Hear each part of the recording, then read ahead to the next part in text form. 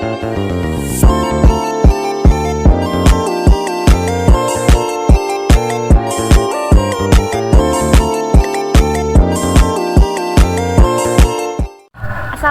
warahmatullahi wabarakatuh. Di video kali ini saya akan mengajak kalian cara membuat modul ajar. Sebelum kita ke pembuatan modul ajarnya, kita harus tahu dulu nih modul ajar itu apa sih. Modul ajar merupakan bagian penting yang dibutuhkan dalam pelaksanaan kurikulum merdeka. Meskipun istilah modul ajar itu terkesan baru, sebenarnya secara struktur dan konten tujuannya dibuat sama dengan rencana pelaksanaan pembelajaran atau disebut dengan RPP. Dikatakan sama dengan RPP karena memuat rencana pembelajaran atau lesson plan seperti tujuan, langkah, dan media pembelajaran serta asesmen. Nah, bila dibandingkan dengan RPP, modul ajar terdapat beberapa perbedaan di antara lain adalah: pertama, dalam modul ajar tidak ada KI, KD, dan juga KKM. Yang kedua, konten rencana pembelajaran yang biasanya difokuskan pada beban waktu belajar kini lebih difokuskan pada materi esensial. Yang ketiga, guru tidak diwajibkan untuk membuat RPP lagi. Yang keempat, dalam implementasi kurikulum merdeka, guru diharuskan membuat modul ajar. Adapun beberapa komponen yang dibutuhkan dalam membuat modul ajar, yaitu yang pertama adalah informasi umum, yang kedua ada komponen inti, dan yang ketiga ada komponen lampiran. Nah, informasi umum tersendiri di sini itu ada 5. Yang pertama, identitas penulis modul, kompetensi awal, profil pelajar Pancasila, sarana dan prasarana, target peserta didik. Nah, yang kedua, komponen inti ada tujuan pembelajaran, pemahaman makna, pertanyaan pemantik, kegiatan pembelajaran, asesmen, pengayaan dan remedial. Dan terakhir ada refleksi peserta didik dan guru. Nah, yang ketiga ada komponen lampiran. Yang pertama ada lembar kerja peserta didik ataupun yang disebut LKPD. Yang keduanya itu ada bahan bacaan guru dan peserta didik. Yang ketiga ada glosarium. Yang keempat ada daftar pustaka. Selanjutnya, guru dapat menyusun modul ajar dengan memerhatikan 6 langkah. Pertama, analisis kondisi dan kebutuhan peserta didik di suatu pendidikan. Yang kedua adalah identifikasi dan menentukan dimensi profil pelajar Pancasila. Yang ketiga, tentukan alur tujuan pembelajaran yang akan dikembangkan menjadi modul ajar. Yang keempat, susun modul ajar berdasarkan komponen yang tersedia. Yang kelima, pelaksanaan pembelajaran. Dan yang keenam adalah tindak lanjut. Kita langsung ke cara pembuatan modul ajarnya. Nah, kita langsung ke contoh modul ajarnya seperti yang tadi sudah saya sebutkan. Di sini saya mengambil contoh modul ajar Bahasa Indonesia kelas 1. Nah, di sini ada beberapa tema ya, ada 4. Yang pertama, tema bunyi dan panca indera. Yang kedua, tempat dan aturan bermain yang aman.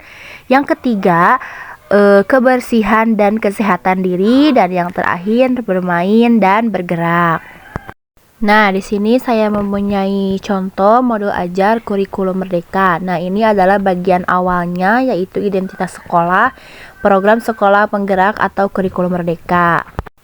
Nah, di sini kalian boleh tuliskan nama penyusunnya siapa, nama sekolahnya apa, mata pelajaran bahasa Indonesia di fase A kelas 1 semester 1.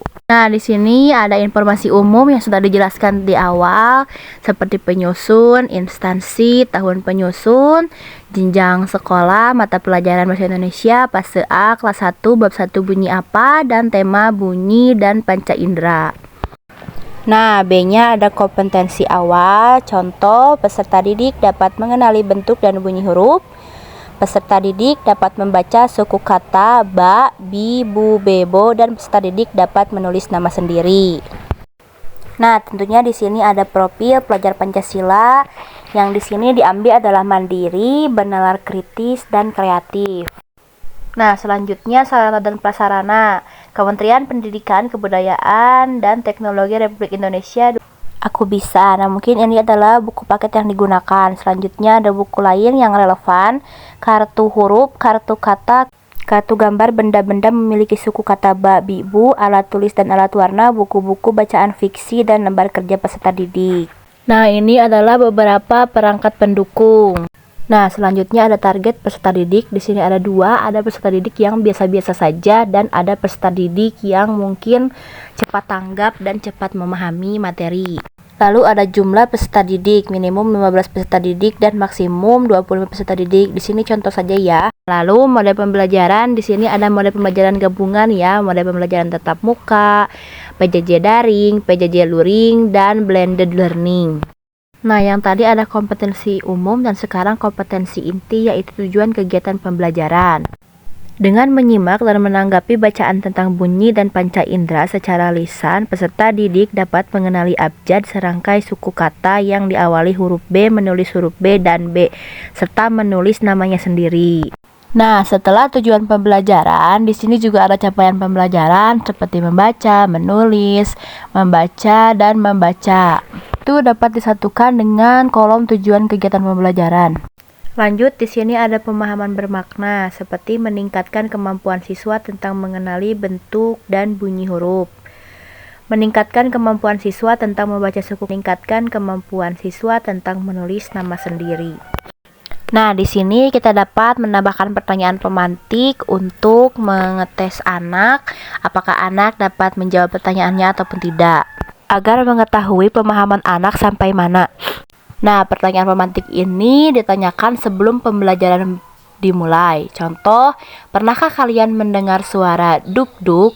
Dan biasanya apa yang berbunyi duk-duk? Bagaimana cara merawat indera pendengar? Jadi ini memfungsikan telinga. Lanjut, kita ke persiapan belajar. Pada hari pertama di kelas 1, peserta didik mungkin merasa belum nyaman bersekolah. Oleh karena itu, guru perlu membuat suasana belajar yang menyenangkan pada masa peserta didik beradaptasi dan berkenalan dengan teman-teman barunya. Membacakan cerita bergambar merupakan salah satu kegiatan yang menyenangkan dan membuat peserta didik nyaman. Seperti contoh lainnya seperti mengajak berbicara, berdialog, dan mengenalkan huruf-huruf dengan cara mengobrol kepada peserta didik. Lalu kita sebagai guru memberikan penguatan, memberikan pendekatan kepada peserta didik supaya lebih mengenal kita lebih jauh lagi. Baru kita lanjutkan ke proses pembelajarannya.